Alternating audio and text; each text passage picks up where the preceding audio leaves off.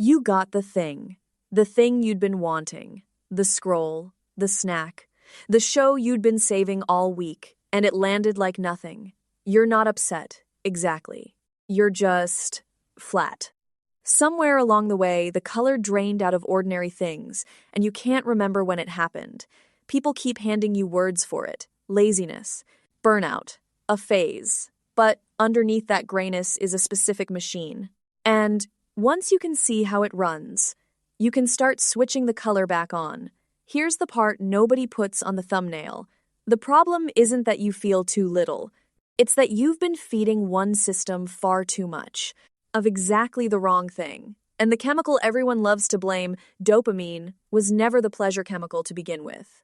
Miss that one fact, and every dopamine detox video you've ever watched was quietly solving the wrong problem. Start with what dopamine actually does. For decades, we called it the molecule of pleasure. Then neuroscientists Kent Barrett and Terry Robinson pried the two apart.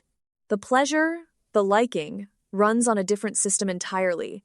Dopamine runs the wanting, the reaching, the anticipation, the pull toward the thing. Robert Sapolsky says it plainly. Dopamine isn't really about the reward. It's about the pursuit of the reward.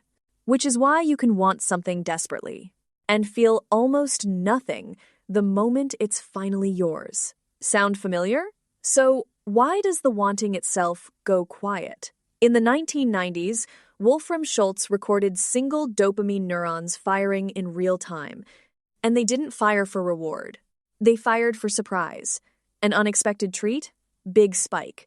But once a signal reliably predicts that treat, the spike jumps backward to the signal, and the reward itself? Silence. That's reward prediction error. The first bite, the first episode, the first notification. They light you up because they're new. The 100th? Your brain already saw it coming. No surprise, no spike, no spark. Now the part that turns meh into full gray. Back in 1974, psychologists Richard Solomon and John Corbett described the opponent process theory. Every emotional high triggers an automatic, opposite low, the brain hauling itself back toward balance. Anna Lembke in Dopamine Nation draws it as a seesaw. Pleasure on one side, pain on the other. Spike the pleasure side hard enough, often enough, and the brain stacks weights onto the pain side to even things out. And addiction scientists George Koob and Michel Lamole found the sting in the tail. Your baseline doesn't just settle back to zero. It sinks below it. That sub-zero baseline? That's the gray.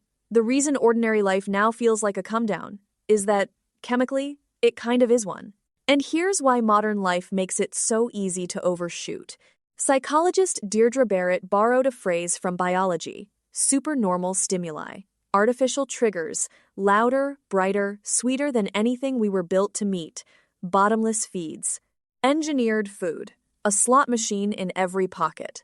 Against rewards that intense, a real conversation, a slow hobby, a walk with no phone, they don't stand a chance.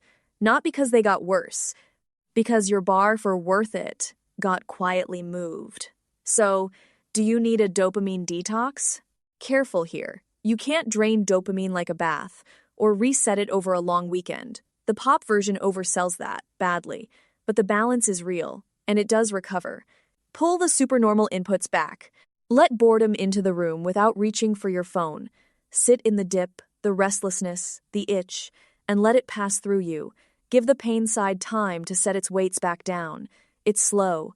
It's a little uncomfortable. And it's the closest thing to a real reset there actually is. So the boredom was never proof that something's wrong with you. It's a readout, an overclocked reward system, doing exactly what it was built to do. The color didn't leave the world. Your baseline just dropped below it, and baselines climb back. One gentle note: if that flatness has been with you for weeks, covering nearly everything, not just the screens, that's worth taking to someone who can help. It's one of the quieter signals the mind sends, and it's worth listening to. This channel is where we make the science of your mind make sense, one mechanism at a time. If that's your kind of thing, you know where the button is.